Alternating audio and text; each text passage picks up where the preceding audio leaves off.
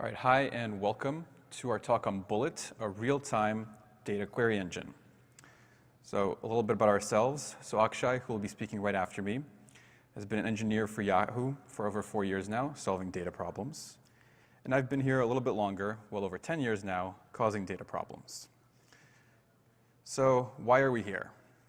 So instrumentation is why we got here. So instrumentation, for those who aren't familiar, is little pieces of code that you would put on your web page or your app to track usage or user behavior. This can include things like user identity, like cookies or device IDs, engagements such as page views, clicks, swipes, and location data such as GPS.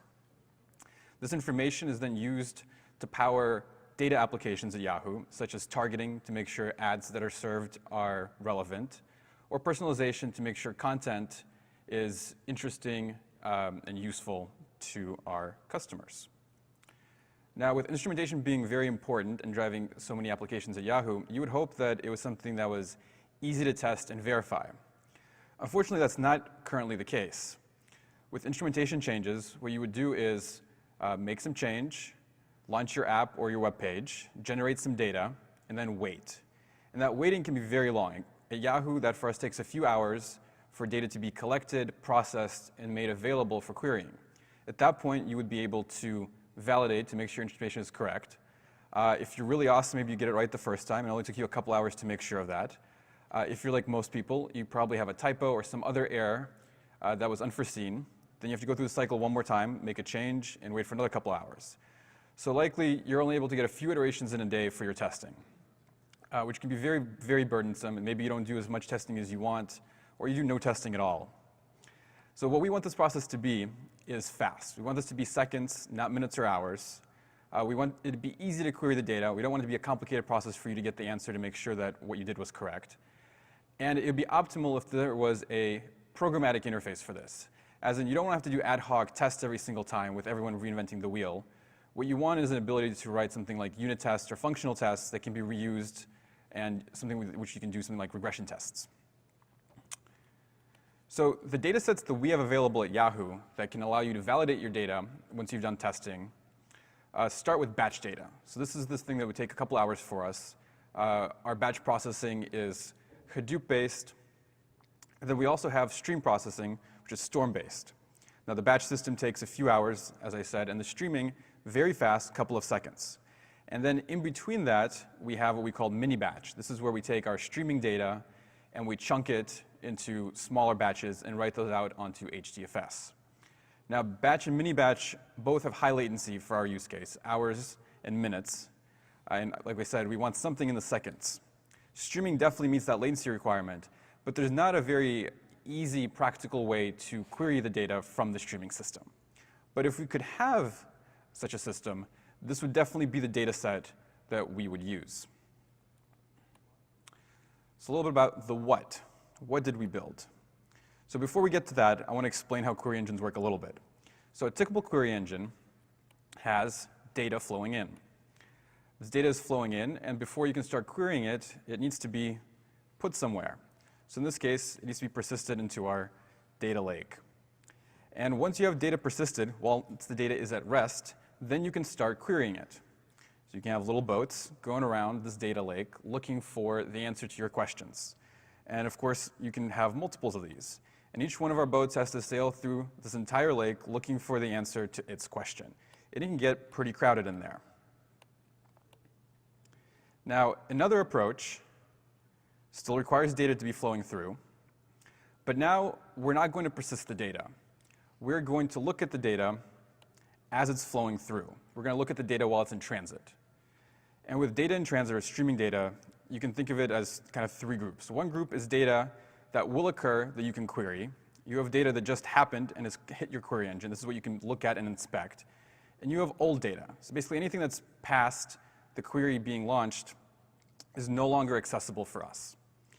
Now the great thing about this is you can now start running multiple queries at once without having to do multiple data scans, right? A record comes through, you can then put it through all of the queries you have executing at once and figure out which query the records belong in. You can get lots of results. And even visually you can tell, right? In the previous slide we have boats, Here we have a net. A net is much more lightweight and easy to work with. Now, what does Bullet provide? So as we discussed, it retrieves data in the future, right? You start a query, and then data in the future is what you can access. And we refer to this as a look-forward query. We have no persistence layer, which allows us to be lightweight, fast, and scalable. From a consumer point of view, we have a UI to allow for ad hoc querying. And we have an API for programmatic querying, so when you can run your automated testing, for example. And the system is pluggable, so that you can get this running on any sort of streaming data set you have, whether that's Kafka or Flume or some other data source. Now, how does querying work? So we support filtering, so you can do some field equals a value, null is not null. You can then take these clauses and tie them together using logical operators such as ands and ors, groups, parentheses, that sort of thing. We also support aggregations. You can do group bys, count distincts, top Ks, and distributions. All of these are implemented using data sketches, which I'll go into a little bit more detail in the next slide if you're unfamiliar with them. And the final piece is that how our queries terminate is based on two parameters. One is duration, or a time window during which you want your query to execute. In addition, other queries that have a specific number of records that they're interested in may terminate early once the desired number of records has been found. So a little bit about data sketches. Sketches are a class of stochastic streaming algorithms. They provide accurate results up to a point. If you exceed the data volume which they can support, they become approximate. When they become approximate, they still have a provable error bounds, so you know exactly how much you're off, potentially. And they have a fixed memory footprint, or at least a maximum footprint of memory that they will take up. And they're mergeable, which allows you to use them in parallel, as in you can have a processor, multiple processors run a sketch, and then you can combine those results from the individual processors to get one final answer. And now we'll show you what this looks like in practice. There we go. Okay. All right, so this is Bullet. At least this is the instance of Bullet that we currently have running at Yahoo. This looks at a subset of our user engagement data, so we refer to as internal IP data. It has a mix of data, some of it being actual Yahoo employee user traffic, and also a lot of automated testing that happens internally. And I've pre-built a few queries for us to look at. The first query is one that would look very similar to someone trying to do instrumentation validation. We only have one filter condition here, which is a B cookie, which is the unique identifier for this instance of my browser. And this value is automatically populated. This is a 13-character ID representing my browser. And this is how typically people would run a query. They would get their B cookie, they would press run, and then they would generate some data. Now, I don't want to project all the fields we have. I'm going to project a few that will help to identify or maybe prove to you this is indeed my record and not some random record after we launch. And so I've provided the operating system. This is a Mac. My browser, which you can probably see is Chrome. Demographic information, so for me that'll be something like my age and my gender. Some geo information, so where we're currently located should show up. And also the web page that I visited. So we have the two stop criteria that I discussed earlier. We just want to get the first record that's available. And we also have a duration for the query, 20 seconds, which is kind of a lot, but I'll show you how this works. So let's just press run. So you notice nothing is happening, right? There's no results, it's querying. That's because, like I said, this is a look-forward query engine, and I have not gone to a yahoo.com webpage to generate any traffic yet. But let me open a new tab. I'll pop in yahoo.com, switch back over, and we've already gotten the record that I had just generated. Google Chrome, as I said, on a Mac. Sunnyvale, US. Now, we're not in Sunnyvale, we're in San Jose, but I'm VPN'd in to our Sunnyvale office, which is why it says Sunnyvale, US. And you can see that the ISP provider is Yahoo Inc. You can also look at, we went to yahoo.com, and you can see my demographic information as I'm logged in. It says US, male, 34, born in 1983, which is all very accurate. This might be a little bit difficult to read. You can switch this from a tabular mode to a JSON mode, which I think is a little bit easier to read for some types of results. All right, let's look at something a little bit more complicated to do. Let's look at something like top operating systems being used at Yahoo. So we've added a few extra filters here. One is we want the operating system to be set. We want logged in users. So as I mentioned earlier, we have two types of traffic that's flowing in. We have kind of automated testing, which will not be logged in. And then we have internal traffic generated by actual people working there, which would be currently logged into their corporate accounts. And we want to get just web traffic instead of mobile app traffic. And over here, I've selected top K, which will give a top 10, 5, 3, whatever you choose. And we will do this on the operating system. I've set K to 10. We want to get a top 10.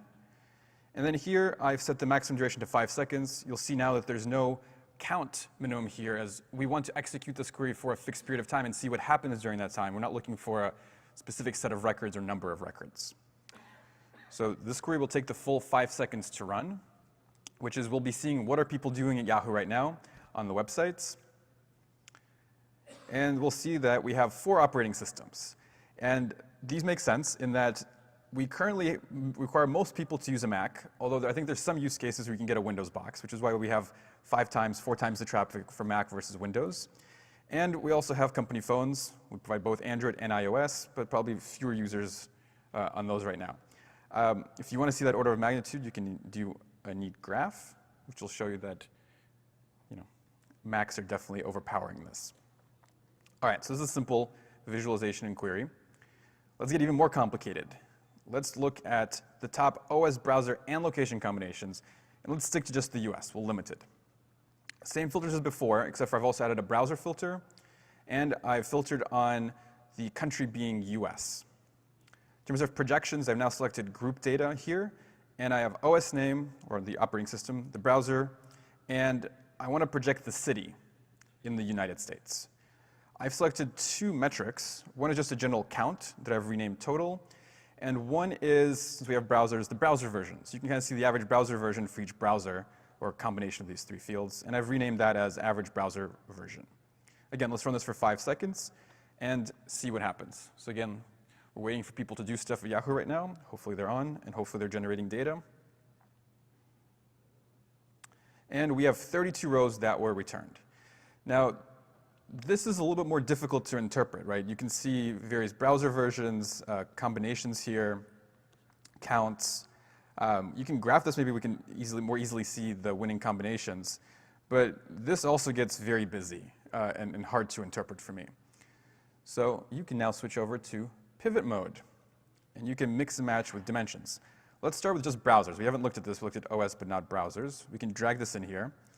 Now, this adds up to 32, which is the number of rows, not necessarily the actual number of events for each one. So we can update that here to integer sum, and let's do total. And now we have the actual numbers. We have those 32 rows, but only 3 actually unique values for browsers. We can sort this. We can see that Google Chrome is winning, followed by Firefox and a little bit of Apple Safari.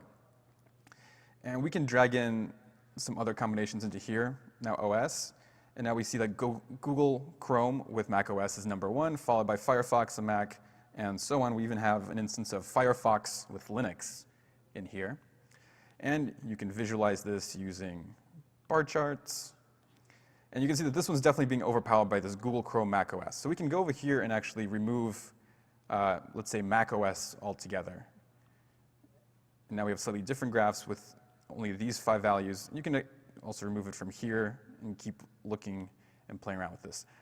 This is very powerful pivoting tool that we have.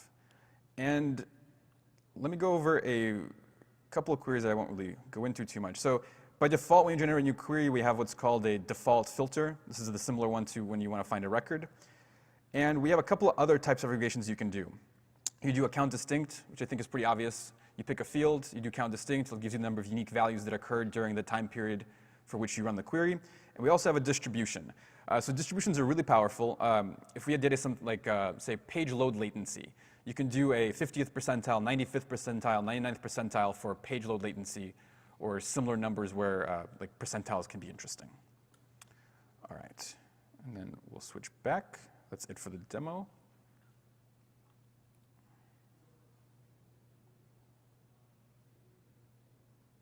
So a little bit about what happened when I was doing those queries. So first there's me, and I ran a query. This query hit our Bullet web service, which then forwarded along the request to our Bullet backend. There, the request processor received the query, adds an ID, and forwards it along to the data processor, which is responsible for executing the query on the input data, and the combiner, which is responsible for knowing when to terminate the query and aggregate the results. Now we need some data for this picture. Like I said, we can have any kind of data flowing through this. For the specific instance that we showed, that would be user activity data. So it probably was processed for us. Then data was generated and flows to the data processor. Here we're now evaluating the query on the input data. Matching records are forwarded along to the combiner, and when the query terminating conditions are met, the results are forwarded back to the Bullet web service and back to me to see my results. So while we started with instrumentation validation, there are other use cases for which you can leverage this system, as I showed before. So a couple other examples. So you can see, for example, sample values of fields. Instead of running a big query to figure out what a field looks like, you can do a very quick query here to figure out what is a country code. Is it a numeric ID? Is it a 2-character code? Is it a 3-character code? Is it uppercase? Is it lowercase? You can run a very quick query to figure that out. For something like Druid, where the cardinality of a field is very critical, and you want to figure out, do I want to load this field as a dimension into Druid? You can query this to figure out the number of distinct values for your column. Is it tens, hundreds, or thousands? Or if you've just launched an experiment, you want to see, and you have, say, 5 buckets, is there data flowing into each one of my experiments? Because if there's not, or there's some errors, you definitely want to terminate that experiment as quickly as possible to not give users a bad experience. And now, I will hand this off to Akshay, who will give us information about our architecture, as well as performance numbers for the system. Thank you. Okay, so I'll be going over the architecture first. This is a high-level picture of the architecture. The picture's a little bit busy, but the main takeaway from this is that there are... Is it on? Not yet. Oh. Is it good now? OK, I'll start over. So it's a high-level architecture of Bullet. The main takeaway from this is that there are 3 layers. There's the backend layer, which is currently implemented in Storm. There's a web service layer, which is implemented in Java and runs in a servlet container like Jetty. And there's a UI layer, which is a client-side application that's built in Ember. Now, all these layers are pluggable. So the backend can be plugged in with your streaming data wherever it is, as long as it can be read by Storm. You can plug in the schema for your UI in the UI so that the UI knows how to work with your data and provide a nice query building interface, as Michael showed. And all of our interfaces are REST, so we use REST endpoints throughout. Bullet queries are essentially JSON-based, and the results are also JSON-based. Now, the web service communicates with the backend using a system called Storm DRPC, which we'll get into in a little bit. So a little bit of a refresher on Storm terminology. The basic unit of data in Storm is called a tuple. Like the mathematical tuple, it's an ordered, finite sequence of items. A stream, which is the primary abstraction for data, is an unbounded sequence of these tuples. Spouts are components in Storm from where tuples originate. This is the thing that communicates with the external data source, reads in data. A bolt is where your application code lives. It processes tuples and does stuff to it. The topology, which is your entire application, is a DAG of spouts and bolts connected up in a certain way to do tasks. So DRPC, which stands for Distributed Remote Procedure Call, is a way in Storm, provided by Storm itself, to inject tuples into a topology and extract results from the topology. For us, these are bullet queries going into the topology and results that are coming out of the topology. So given all this, so this was the backend picture. This is a logical model of the data, of the backend implementation. Let's dig into how we actually implement it in Storm using these Storm components. So this is the picture of how we implement Bullet in Storm currently. So the DRPC server is on the left side. The DRPC spouts and the prepare request bolts together make up the request processor. The data source spouts, the filter bolts on the right side make up your data processors. And the join bolts and the return results bolts at the bottom make up the combiner. So let's walk through what happens when a query hits the system. So a query hits the DRPC service. It's read by the DRPC spouts and sent to the prepare request bolts. Pretty simple so far. So the prepare request bolt does a couple of things. It annotates the query with an ID, and then it does 2 things. It broadcasts the bullet query to all of the filter bolts. And then it hash partitions on the ID it generates and sends it to a particular join bolt. So now all the filter bolts have access to all of the queries, whereas only a single join bolt has the query. So now, while this is going on, your data is being read by the pluggable component and is sent to the filter bolt. It sends it randomly to any filter bolt. So because we're kind of shuffling it across the filter bolts to get our parallelism. But since the query is on all the filter bolts, no matter where your data ends up, the query will see it. The filter bolt that sees your query will perform the intermediate aggregations on it and use the ID from the query to send it to the same join bolt that has the query waiting there. And the join bolt, like the name suggests, does a join between all your intermediate results and then uses the return information from the query to send the results back to the return results, back through DRPC, back to the client. So that's how this picture kind of, that's how we've kind of implemented Bullet in Storm. So a little bit about the pluggable interface. A lot of these are optional. So the only thing you really need to do to get Bullet on your data is to tell us how to read your data. So you can either write a spout, or if you have a topology that's already reading your data, you can just pipe that data into Bullet. We have a container format that's based on Avro, which is fully typed, where you can take your data and convert it into that record format. And as long as you convert it to that record format, Bullet can then operate on it. We support types like strings, longs, booleans, maps, maps of maps, lists, whatever. And if you need a UI, you may not need a UI. You may just want to have a programmatic interface to the data. But if you need a UI, you can plug in a schema. The schema just contains things like the names of your fields, their types, and their descriptions. And it's also JSON-based, so it's easy to plug in and create. And as Michael showed, you can also plug in a default starting query. So this is all well and good, but how does it perform? So there are lots of things we could measure. The two main important things that we want to focus on for the talk today is how Bullet scales as your data scales, and how it scales when you have multiple queries running. So for scaling for data, you obviously scale the data processing components, but then you also scale the filter bolts to handle that data because the filter bolt sees the data. Now, when you're scaling for queries, you want to scale the query processing components.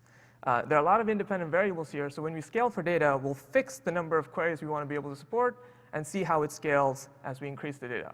As for queries, we'll fix the data volume and increase the queries and see how much resources we need to run Bullet. So this was our test hardware. We were running on a Storm 1.0 cluster. Each of our machines had about 48 virtual cores, actually 47 because Storm reserves one for itself. These are pretty beefy, but as you'll see, we don't really need beefy boxes to run Bullet. It runs fine on commodity hardware, but this happened to be our test cluster. And we were reading data from a Kafka 10 cluster, which is located in the same data center, so we don't have to worry about network delays because we're just testing Bullet here. So a little bit about the data. The average size of the data is about 4.3 kilobytes compressed. A compression ratio is not that good because we're compressing on a per record basis. So there's not much to compress out. When we speak about data volume, though, we have to talk about two independent metrics here. One of them is records per second, so the amount of data that's flowing through the system in terms of records. We also have to talk about the size of the data, so that's megabytes per second. So these two things together kind of represent what the data volume is. One alone is not enough.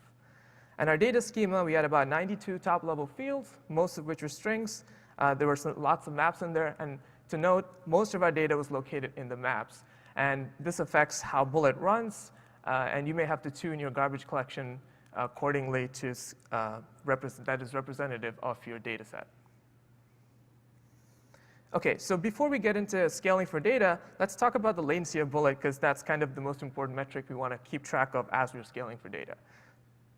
So the data volume across the duration of this experiment was about 68,000 records per second, or 104 megabytes per second. We ran an average of 100 Bullet queries to find a single data record that we ourselves generate. So this table kind of summarizes the result. On the left-hand side are the various timestamps that tell the story of how the record flowed through Bullet. And on the right-hand side is the delay from time 0. So first, we generate the query that's looking for the record. Then we generate the record. The record then flows through our data collection systems, through our ETL pipelines, and it lands in Kafka after that. And Kafka then processes the record, makes it available for reading, and Bullet first sees the record at time 1008. Now, after seeing the record, Bullet then finds the record a bit after that. And then after it finds the record, it immediately terminates the query and returns the results back to the user. So from the point of view of Bullet, The moment Bullet sees the record and to the moment where Bullet finishes up the query, the latency is about 10 milliseconds. So if you look back at instrumentation validation, this is the kind of latency that our users see when they want to validate instrumentation, and that's what we wanted, and that's why we built Bullet. So here are the goals for when we scale for data. First, we obviously want to read the data. So we want to be able to size Bullet so that we can read the data. And as a way to be insensitive to things like data skews or spikes of data or components going down for rolling upgrades, we want to be able to catch up data faster than a 1-to-1 ratio. We define this here as a greater than 5-to-1 ratio such that if you have 5 seconds of backlog, we want to be able to read that in 1 second or less. And here's the fixed number of Bullet queries we want to support simultaneously. We want to support 400 Bullet queries simultaneously. And that latency we talked about, the 10 millisecond latency, we want that latency to not exceed 200 milliseconds at 400 queries. So here's a graph of how much resources we needed to scale for data. So on the x-axis is the data volume. So we go all the way from 70,000 records per second at 300 megabytes per second, all the way to 1 million records per second at 4 gigs per second. On the y-axis, we have the amount of CPU cores we needed to read and process this data with those goals that we talked about just before. So we go from about 100 CPU cores all the way to 1,200 CPU cores. As you can see, it's pretty linear. And the same is the case for memory. We go from about 15 gigs of RAM to 1.6 terabytes of RAM. So to kind of summarize these two graphs, the CPU to memory ratio is that for each core of CPU, roughly want about 1.2 gigs of RAM. And as for data, each additional core gives us processing capabilities of 850 records per second or 3.4 megabytes per second. Now let's talk about scaling for queries. Here we fixed the data volume. We fixed it at around 68,000 records per second or 105 megabytes per second. And now we're measuring the latency of Bullet as we change the number of simultaneous queries. We'll just be looking at filterables because they tend to dominate the resources needed. And we'll kind of ignore the other ones because they're pretty constant. You really have to stress things to get them to need them to be scaled as well. So we want our max latency, again, to be less than 200 milliseconds, and we'll be running queries that look for 10 generated records. And we'll force each query to run for 30 seconds, the full time, so Bullet is fully stressed while these queries are running. So this is the graph of the amount of CPU cores. Since we assigned 1 core to each filter bolt, this is also the graph of the number of filter bolts needed. So on the x-axis, we have the CPU cores or filter bolts. On the y-axis, we have the max number of simultaneous queries we could support. So with 4 filter bolts, we could do about 50 simultaneous queries. As we scaled up to 32, we went up to 650. And here's the picture of how the latencies went up as we scaled the queries. This is typical to a streaming system. They all tend to have exponential kind of graphs because when latencies exceed a certain point, queues start filling up and performance degrades exponentially after that. OK, so DRPC. So you may be wondering why we only went up to 650 queries. That's because in our test Storm cluster, we only had 3 DRPC servers. With 3 DRPC servers, we could get about 700 simultaneous Bullet queries. But the good news is that DRPC is horizontally scalable. You can just toss in more DRPC servers, and you'll be able to run more simultaneous queries. And the reason why we go up to 700 is DRPC currently uses blocking threads to implement how it handles requests. There is an async implementation that's coming in Storm 2.0, which should increase the per DRPC server throughput. So we want to announce that we are open sourced. All of our components can be found on Git. There's a documentation site available there. There's a quick start on there, which is actually a one-liner. You can run it and get in a Bullet running on some fake data to try out and play for yourself. Okay. So to kind of summarize, we started out with wanting to build an efficient solution to validate instrumentation, but we ended up with a generic query layer for streaming data without storing it. We can currently query any data that can be plugged into Storm. And the thing to remember about Bullet is that it's a look-forward query system. You submit the queries first, and then it operates on data that comes after that. So because of this nature of querying, we don't need a persistence layer. This makes it pretty lightweight and cheap to run. And we can fetch both raw data, and we can fetch aggregate data. So to talk about a little bit about where we're going, we're considering using a pub/sub queue to receive and send bullet queries and results. This lets us implement bullet on other stream processors besides just Storm. So we could think about a bullet on Flink or a bullet on Spark Streaming, et cetera. We're also thinking about incremental updates. So as you saw, the queries kind of wait till the end of the query duration to return the results back. We could think about streaming the results back to the user as well. So that would definitely make Bullet usable on things like you could put a dashboard up on a wall that's just constantly getting streaming data back and looking at it. And you don't need a persistence layer to have that dashboard. We're thinking about adding security. Well, not thinking. We're definitely going to add security to Bullet. We're thinking about maybe leveraging the data source itself to and use the security on that directly as a way to secure the data that you can query with Bullet. And we're thinking about adding a SQL interface so that our power users can just submit SQL to Bullet instead of the JSON Bullet query. So we want to give thanks to Nate, Kat, Marcus, and Satish. And here's some links to contact us, documentation site, and links to sketches. So we'll take any questions you guys have.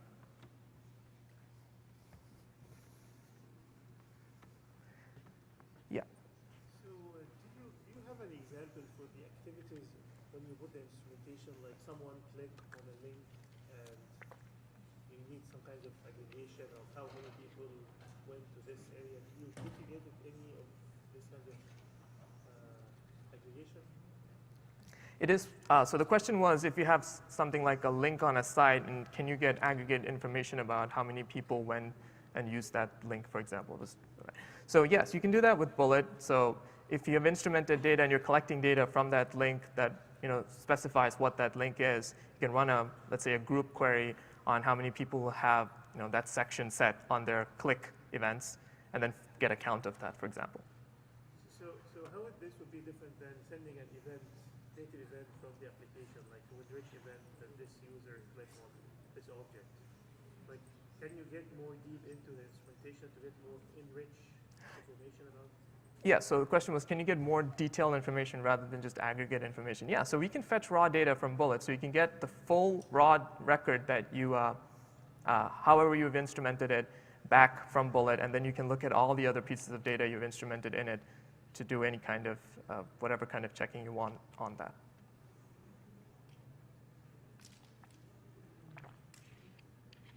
Any other questions? Yes? Because the field where you mentioned duration, right?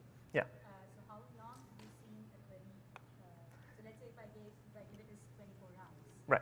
So the question was, how long of a query can you run? So this is currently limited by how DRPC is implemented. So it's configurable per DRPC, per Storm cluster, depending on how you configure DRPC. For our test clusters, the limit was 10 minutes. So the longest Bullet query you can run would be 10 minutes long.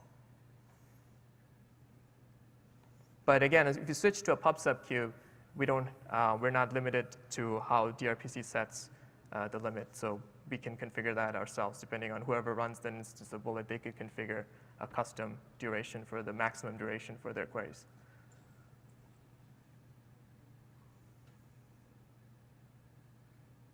Yeah? Can you mix different instrumentation message types in the?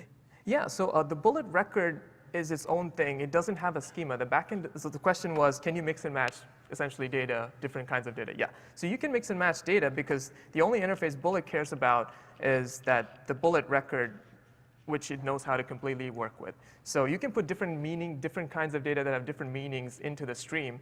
If you wanted a UI on it, you have to somehow indicate to your user that, this is the union of all your schemas, so that people understand that you have sensor data or user engagement data in the same place. But from the perspective of Bullet, it can operate on any data that can fit into a Bullet record. Sure.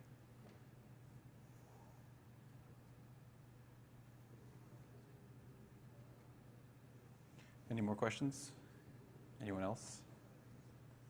Well, we'll be around for a little bit longer, so if you have any questions, feel free to come up. All right. Thank you very much for coming to our talk. Thank you.